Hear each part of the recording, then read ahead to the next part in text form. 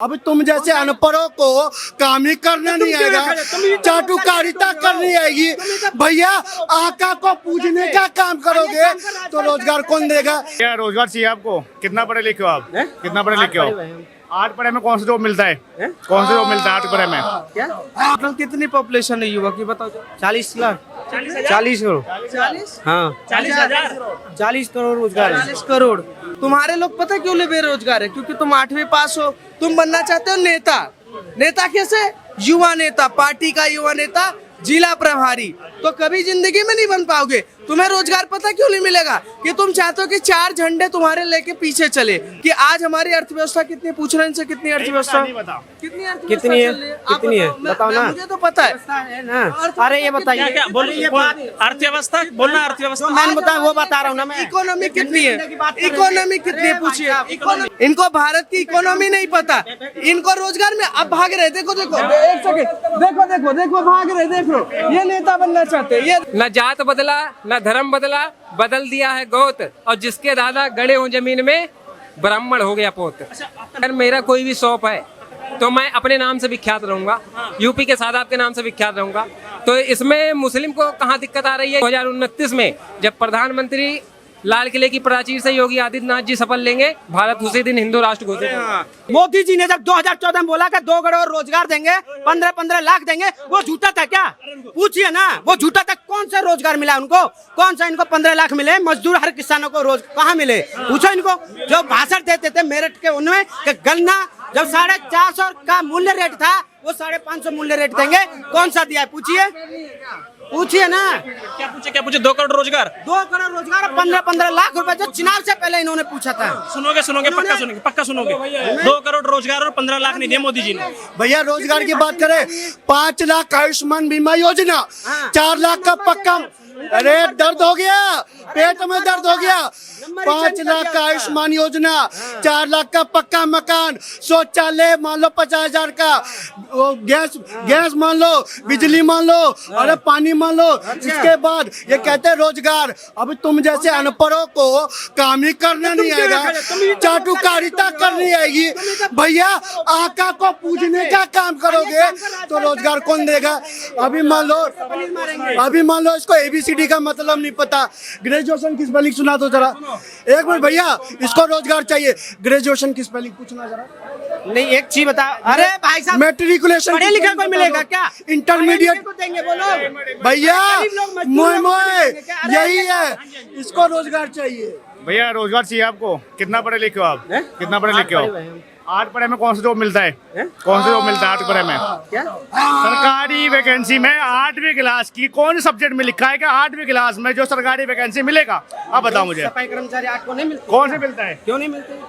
उन्होंने भर्ती निकाली कहाँ थी?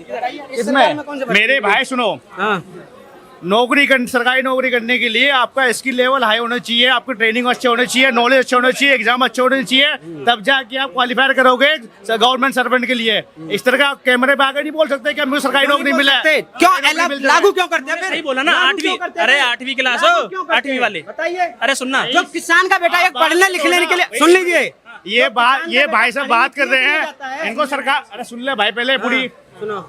ये भाई साहब बात कर रहे हैं युवाओं के लिए कि सरकारी जॉब उनको नहीं मिला है। आप अगर सरकारी जॉब अगर चाहिए तो आप क्यों नहीं पढ़े लिखे? 8वीं क्लास के, 10 क्लास का, 12 क्लास के कौन सरकारी जॉब चाहिए? अगर 10वीं एक लड़के ने अगर 10वीं कर रखा है तो वो जाएगा आर्मी के लिए, दिल्ली पुलिस के लिए जाएगा, एग्जाम पास करेगा, हार्ड वर्किंग करेगा, ट्रेनिंग करेगा। इनमें से आपको कोई सा है? एक बेसिक सवाल ये है कि 8वीं क्लास में कोई रोजगार नहीं होता, 10वीं के बाद ही होता है। सुन लो। दूसरा मैं बता देता हूँ सरकारी जॉब के लिए। दूसरा पहले ये बताओ कि इस देश में कितने युवा हैं? टोटल कितनी पॉपुलेशन है युवा की बताओ? 40 लाख 40 करोड़ 40 हाँ 40 करोड़ रोजगार 40 करोड़ कंफर्म हो? व्हाट्सएप पे पढ़कर तो नहीं आए हो? जानकारी के लिए बता दूं कि जब पता ना हो तो माइक पर बोला नहीं जाता। इस देश की युवा जो जनसंख्या है इस समय 63 करोड़ के आसपास है। 63 करोड़ के आसपास है, जिसमें से एक सेकंड अरे भागो मत, जिसमें से इस देश के क्या नाम है, अभी 44 से ज्यादा करोड़ के आसपास लोग युवा रोजगार कर रहे हैं, प्राइवेट सेक्टर में हो या अपना खुद का एमएसएमई हो, चाहे अपना खुद का रोजगार हो, सब कर रहे हैं। तुम्हारे लोग पता क्यों ले बेरोजगार है? क्योंकि तुम 8वीं पास हो, तुम बनना चाहते हो नेता। नेता कैसे? युवा नेता, पार्टी का युवा नेता, जिला प्रभारी। तो कभी जिंदगी में नहीं बन पाओगे। तुम्हें रोजगार पता क्यों नहीं मिलेगा? कि तुम चाहते हो कि 4 झंडे तुम्हारे लेके पीछे चले। आज का युवा बेरोजगार पढ़ा लिखा है, तो तुम्हारे पीछे झंडा लेके नहीं चलेगा, वो नौकरी पाने के लिए पड़ेगा। इसीलिए तुम बेरोजगार हो और इसीलिए तुम गरीब हो। ठीक है, ये चीज है। और पॉइंट ऑफ दूसरा, नेता ना बनो कि कहीं जनता तुम्हारा नेतागिरी निकाल दे। नेता जिसको बनना था पुराने टाइम में लालू यादव, मुलायम सिंह बन गए। आज जो बन रहे हैं वो पढ़े लिखे बन रहे हैं। और देश की जरूरत है कि हमें अर्थव्यवस्था का, जो इनको ये भी नहीं पता होगा कि आज हमारी अर्थव्यवस्था कितनी, पूछ रहे हैं इनसे कितनी अर्थव्यवस्था, कितनी है बताओ ना। मुझे तो पता है ना। अरे ये बताइए, क्या अर्थव्यवस्था बोलना, अर्थव्यवस्था मैंने बताया, वो बता रहा हूँ ना मैं। इकोनॉमी कितनी है? इकोनॉमी कितनी पूछिए, इकोनॉमी कितनी है? भारत की इकोनॉमी कितनी है आज? तुमको पता होगा। हाँ, मुझे पता है, तो मैं पढ़ा लिखा हूँ। मुझे नहीं पता है, इसीलिए बोल रहा हूँ कि ये नेता बनने निकला है। इनने डालिया नीला गमछा, सुनो, ये नीला गमछा डाल लिया, अब इनको सुनो गमछा डाल, अब रंग पे अभी जाएंगे, अभी इसमें जाएंगे, फिर कहेंगे श्वेत वो कर दिया, ये कर दिया। ये सब इनका ड्रामेबाजी है। इनके चाल लठनी पड़ेंगे ना, ये कभी सुधरने वाले नहीं है। अच्छा सुनो, आप कह रहे थे कि एक सेकंड सुन तो लो। इनको भारत की अर्थव्यवस्था नहीं पता, इनको भारत की इकोनॉमी नहीं पता, इनको रोजगार में अब भाग रहे। देखो एक सेकंड, देखो भाग रहे, देखो ये नेता बनना चाहते, ये देखो ये नेता बनना चाहते। इनको 70 साल से केवल शिक्षा से वंचित किया गया, और अगर पढ़ा लिखा दिया जाता तो पत्थरबाजी कौन करता, ठरकबाजी कौन करता। That is fact, reality. और 2014 के बाद से अगर कोई मुस्लिम युवक आगे आकर अपनी बातें कह रहा है तो यही सब इन लोगों को प्रोटेस्ट में खराब रख रहे हैं। और मैं बता देना चाहता हूँ, राहुल गांधी ने, जिसने अभी अनुराग ठाकुर जी संसद सत्र में जातीय जनगणना कराने की बात कर रहा है, इसका फैक्ट ये है कि ना जात बदला, ना धर्म बदला, ना जात बदला, ना धर्म बदला, बदल दिया है गोत्र। ये आज मैं लिख के लेकर आया हूँ पत्रकार महोदय।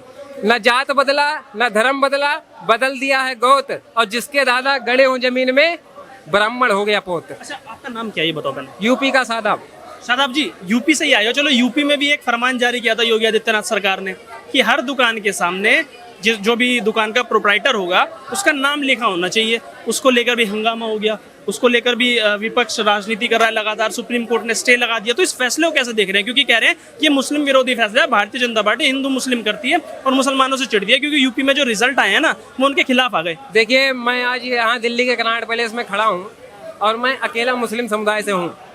और मैं आपको बता देना चाहता हूँ कि मैं उत्तर प्रदेश से बिलोंग करता हूँ, और मैं उत्तर प्रदेश में इतना अनुभूति से गर्व करता हूँ कि जिसने मुख्यमंत्री योगी आदित्यनाथ जी को मुख्यमंत्री बनाया। और वैसे मैं तो दिल्ली में प्रॉपर रहता हूँ, बट उत्तर प्रदेश आना जाना होता है। और मैं बता देना चाहता हूँ कि जो आपने क्वेश्चन किया कि ये जो अभी नेम प्लेट है, अगर मेरा कोई भी शॉप है तो मैं अपने नाम से विख्यात रहूँगा, यूपी के सादाब के नाम से विख्यात रहूँगा। तो इसमें मुस्लिम को कहाँ दिक्कत आ रही है कि कोई भी दुकान का नाम जय माता दी ढाबा, महाकाल ढाबा या एनी हाउ कोई भी नाम रख दो, तो हर चीज में तो हिंदू मुस्लिम होता रहता है। लेकिन जब बात दुकान पे या प्रोप्राइटरशिप पे आती है तो आप नाम क्यों नहीं रखते अपने?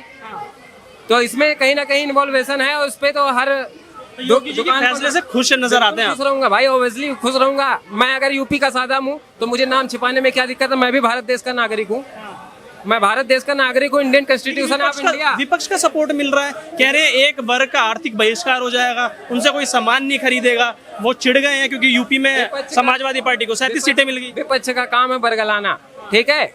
और विपक्ष तो ऐसे ही 5 साल तक अपनी कोई मुद्दा इनके पास है नहीं, उसी मुद्दे को भटकाने के लिए अभी राहुल गांधी चुनावी मैनिफेस्टो में कह रहा था कि जब मेरी सरकार बनेगी तो 8,500 रुपए पर मंथ और 1 लाख रुपीज पर ईयर महिलाओं के अकाउंट में सीधा भेजे जाएंगे डीबीटी के थ्रू। डीबीटी मतलब होता है डायरेक्ट बेनिफिट ट्रांसफर। और उस मुद्दे को भड़काने के लिए हमारे हिंदू भाइयों को हिंसक बोल दिया। तो ऐसे लोगों से सावधान रहना है। देश की जनता जागरूक है, और इस बार देखा होगा आपने 2024 में उखाड़ फेंक दिया और 2029 में जब प्रधानमंत्री लाल किले की प्राचीर से योगी आदित्यनाथ जी शपथ लेंगे, भारत उसी दिन हिंदू राष्ट्र घोषित होगा। हाँ, आप कैसे देखते हैं इस फैसले को जो योगी आदित्यनाथ सरकार ने लागू किया और उस पर सुप्रीम कोर्ट ने स्टे लगा दिया, कहते हैं ये तो गलत फैसला है तुम्हारा, वापिस लो इसे। नेम प्लेट का जो मुद्दा था वो सारे धर्म के लिए था, हिंदू हो, मुस्लिम हो, सिख हो, ईसाई हो, सबके लिए था, किसी एक के लिए नहीं था। और ये बहुत अच्छा फैसला था। अगर कोई हिंदू उस पाथ से जा रहा है, अगर उसे कोई गाय काट के खिला रहा है तो उसका तो धर्म भ्रष्ट हो रहा है ना। वडोदरा में समोसे के अंदर बीफ डाल के खिलाया जाता था, FIR हुई, 8 लोगों को पकड़ा गया। तो ये मुद्दा लाना क्यों पड़ा? 2006 में भी आया था, 2011 में भी आया था। बात है क्या, 2006 और 11 में इसको लागू नहीं कर पाए, मगर बीजेपी में योगी आदित्यनाथ हैं। योगी आदित्यनाथ हर एक चीज को, अपने फैसले को, एक्ट को लागू करवाते हैं और ये बहुत अच्छा फैसला था। इंटरिम स्टे पता नहीं सुप्रीम कोर्ट ने क्यों लगवा दिया। और अभिषेक मनु सिंघवी, मैं तो कहता हूँ सुप्रीम कोर्ट का नाम चेंज करके अभिषेक मनु सिंघवी कोर्ट रख देना चाहिए। और ऑब्वियसली ये बताइए, सुप्रीम कोर्ट की टिप्पणी ये है कि आप ये पता करो कि वहाँ बन क्या रहा है, सुप्रीम कोर्ट नाम से क्या लेना देना। सुप्रीम कोर्ट की टिप्पणी ये भी थी, वो माननीय जज क्या कहे कि माननीय जज ने क्या कहा कि मैं जब केरल में मेरा जब पोस्टिंग था तो मैं एक हिंदू, वहाँ पे हिंदू का भी ढाबा था, मुस्लिम का भी ढाबा था, मैं मुसलमान के ढाबे पे जाता था क्योंकि वहाँ पे ज्यादा हाइजीन था। क्या वो जज साहब बताएंगे कि आप फास्ट करके जाते थे मुसलमान के ढाबे पे? यहाँ पे अगर कोई भी हिंदू अगर वो पाथ से जा रहा है, उसे कुछ काट के अगर कुछ खिला दिया गया, कुछ थूक कर खिला दिया गया, रोटी पे जैसे हम देखते हैं थूक देता है, तो वो तो वहाँ पे अशुद्ध हो गए। लेकिन वो ये कहते हैं ना कि एक की वजह से सब क्यों बदनाम है। तो कोई वीडियो आती है निकल के, उसमें अच्छा विपक्षी पार्टियों का जो सपोर्ट भी मिल रहा है, अखिलेश यादव हो चाहे राहुल गांधी हो, राहुल गांधी की तो तस्वीरें लग गई हैं वहाँ पे ठेलों पे कि राहुल गांधी मोहब्बत की दुकान लेके चले, तो हमें मोहब्बत की दुकान चाहिए, ये नफरत नहीं चाहिए। बात है क्या कि वो जो लगाने वाले कुछ एक समुदाय के लोग हैं जिन्होंने लगाया मोहब्बत की दुकान। अगर उनको काट के खिलाया जाए, कुछ गोश्त या कुछ खिला दिया जाए जिनसे उनका धर्म भ्रष्ट हो जाएगा, तो वो खा लेंगे। आज ये नाम जिहाद है इनका, ये हर चीज पे इन लोग फतवा जारी कर देते हैं।